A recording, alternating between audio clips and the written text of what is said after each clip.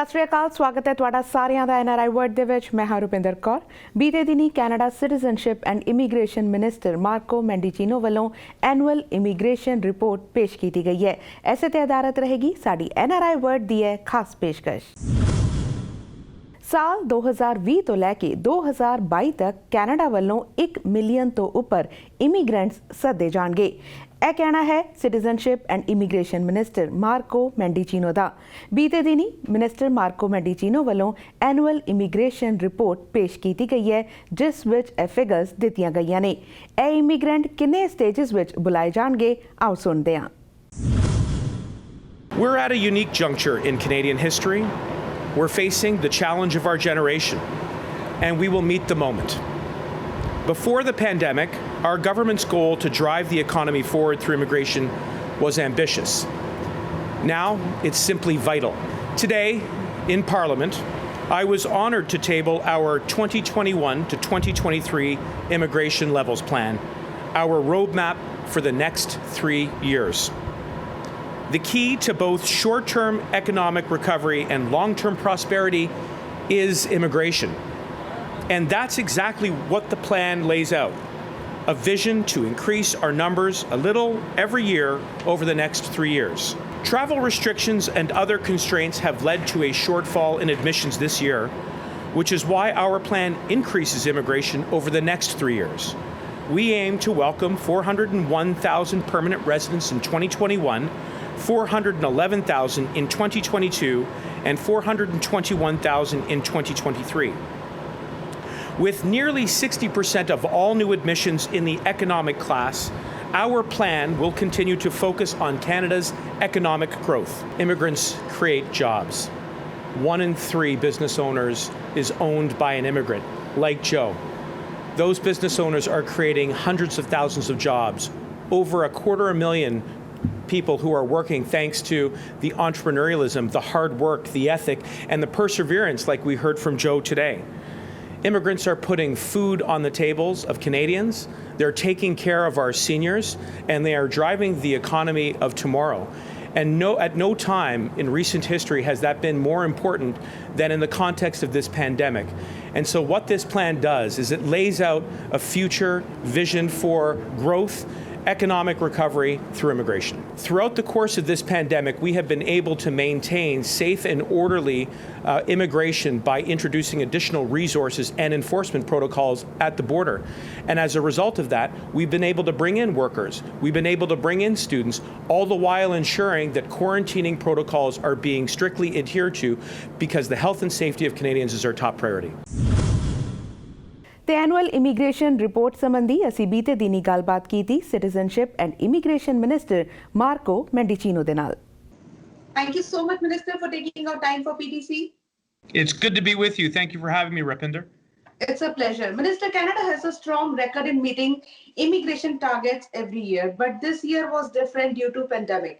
Recently released annual immigration report shows record level of immigrants are planned for coming years. Tell us more about this. Well, first, thank you again for having me. And you're quite right. This government does have a very strong record when it comes to meeting our annual immigration levels. This year has been different with the arrival of COVID-19, but notwithstanding that, we are ramping back up speed. We're adding additional resources. We're leveraging technology. We are being as flexible as we can be with our policies, while at the same time ensuring that we're protecting the health and safety of all Canadians. And why is it important that we ensure that we're meeting this plan? Because immigrants are fulfilling some of the most urgent needs of our economy, whether it's in the healthcare sector, in the building and trades, and increasingly in the tech sector. And this is what the plan is focused on. The plan is focused on jobs, growth, and our economic recovery. No doubt, Minister, immigrants help in building up the economy. But if you look at the data, more than 700,000 Canadians have lost their job in this pandemic, and economy is running significantly low. So how in this situation, this record number are going to be integrated? Well, my answer is very simple. Immigrants create jobs. 1 in 3 business owners is an immigrant. Those owners employ over 250,000, more than 250,000 people. And in turn, those people who are being employed are putting food on the table of Canadians. They're looking after our seniors, and they are increasingly going to contribute to the economy of tomorrow. And that's what this plan is focused on. It's focused on driving and accelerating our economic recovery, and I'm confident we are going to meet those levels. Well, Minister, last week when you released the annual immigration report, after that, conservative critic, they made a statement that this goal is unrealistic. What would you say on that? I would say look at our track record both before the pandemic, but equally during the pandemic. And we have been able to proceed with safe and orderly immigration by adding resources at the borders, including public health and safety resources. And as a result, we have been able to bring in the skills and the experience to fill those labor shortages in some of the most important parts of the economy, in food, in health, in energy. And so by managing the border very responsibly, we have been able to continue with immigration. And I believe that going forward, we will be able to do that. But we will also be able to look at the domestic temporary immigration population that is already in Canada. And that includes workers and students, some of whom, many of whom, are already contributing and helping Canadians with our response to COVID-19. I think this is a rare and special opportunity to look at broadening the pathways to invite them to become Canadians. That will be good for today and tomorrow. But when we are talking about this record number, there are hundreds and thousands of people who have been accepted as immigrants, but they could never make it here due to pandemic. So are those counted in these numbers? Well, some who have their visas issued before March 18 are able to come, and as long as they have a quarantining plan, then yes, we have welcomed them back. And we look forward to that point in the future when we will be able to continue to welcome new aspiring Canadians. But in the meantime, as I just mentioned, we have already within Canada many workers, many students, and in particular students who are here to take a first-rate education, who are just at the outset of their careers. These are aspiring nurses. They are personal support workers. They are doctors. They are pharmacists. They are health researchers. These are all people who can contribute to our response to COVID-19. And so we're going to be looking very carefully at the people who are already in Canada, whose status may be temporary, but their contribution is lasting. And that's why I feel very confident about this plan going forward. And during this pandemic has delayed processing times in application process. Have you taken additional measures in adding resources so that backlog can be covered? Yes, we have, and I would point out spousal applications will be processed to the tune of 49,000 by the end of the year. We've added resources and we're leveraging technology. But equally, for those who are trying to come to reunite with their families during the pandemic, I recently announced broader definitions for family so that more can be reunited. We have a 14-day service standard. We are adhering to that standard, and that is because we know how important it is for families to be able to be together with their loved ones during this very difficult time. So, as I said, we are making good progress. From where we were in March to where we are now, we're seeing a dramatic increase in our processing, and we will continue to double down on those investments as part of our plan. But Minister, as you mentioned about the spousal application, what steps have been taken to boost the application process? Well, first, we set up a dedicated team to work their way through those applications.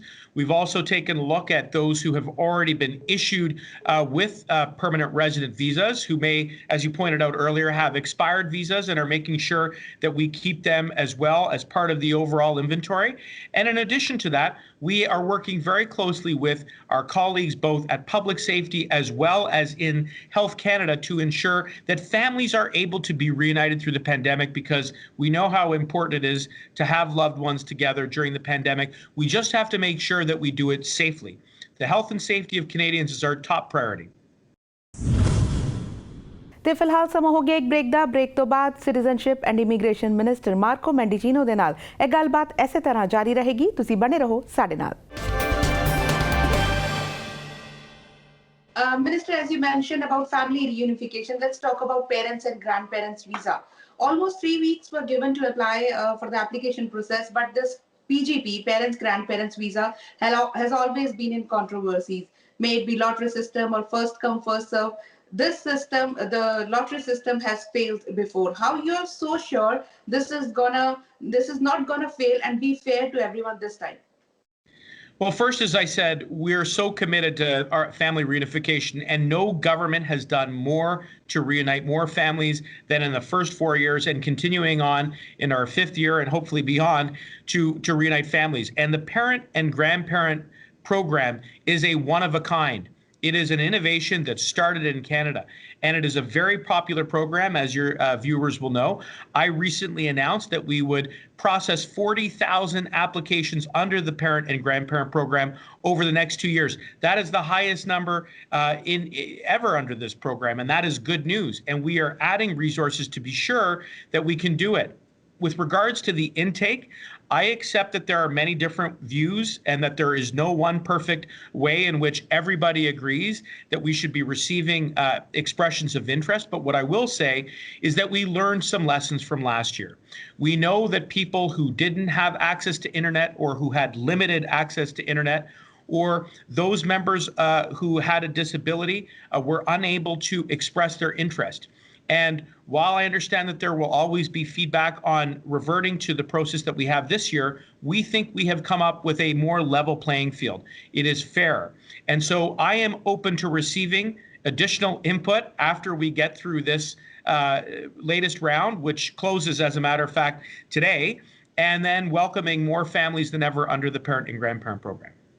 So will this application open up again next year?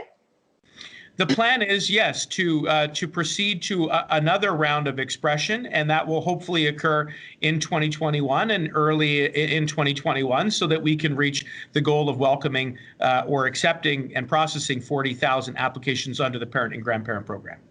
So due to pandemic, will there be ease in restrictions, like income level will be reconsidered as many people lost their jobs due to pandemic?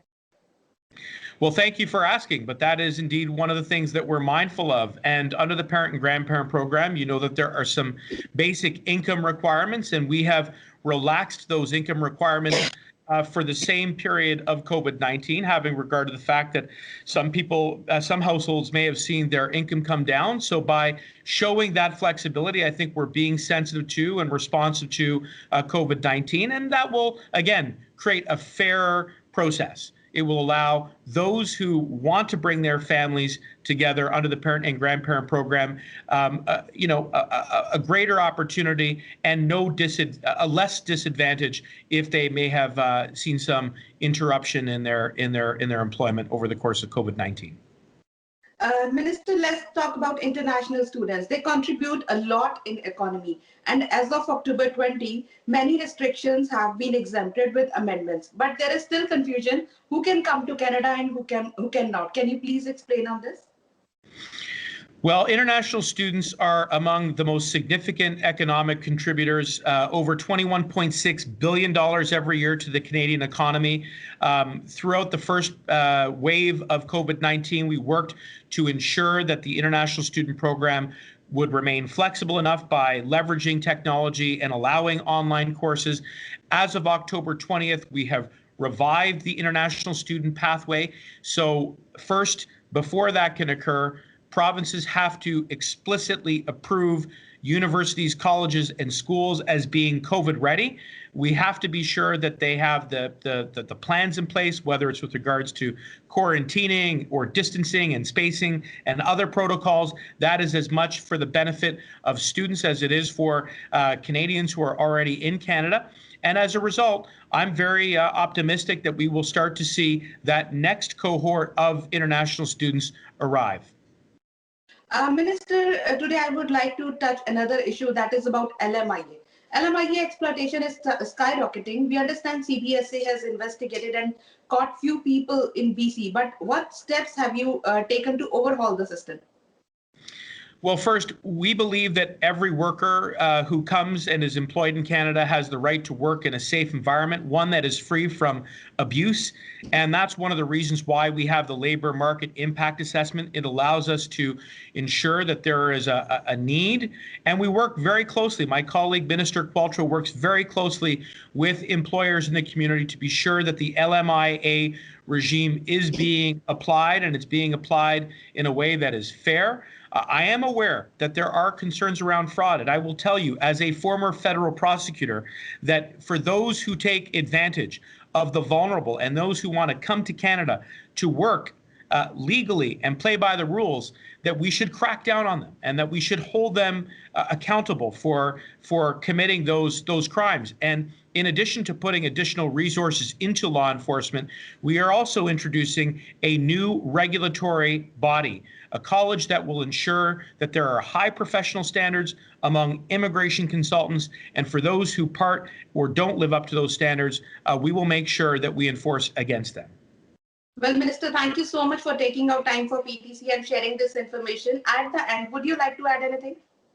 Just that it's always a pleasure to be with you, and that I hope that once some of these travel restrictions are lifted, that I have the opportunity to come out and visit in person, and looking forward to having a great dialogue about our immigration plan. It's going to create jobs, it's going to help the economy, and it's going to create that long-term prosperity, which has become the hallmark of our immigration policy here in Canada. Thank you. Thank you so much and stay safe. ਸੋ ਹੁਣ ਤੱਕ ਲਈ ਬਸ ਇੰਨਾ ਹੀ। ਫਿਲਹਾਲ ਸਾਨੂੰ ਦਿਓ ਇਜਾਜ਼ਤ। ਤੁਸੀਂ ਰੱਖੋ ਆਪਣਾ ਖਿਆਲ ਤੇ ਦੇਸ਼ ਦੁਨੀਆ ਦੀਆਂ ਖਬਰਾਂ ਲਈ ਬਣੇ ਰਹੋ PTC ਦੇ ਨਾਲ।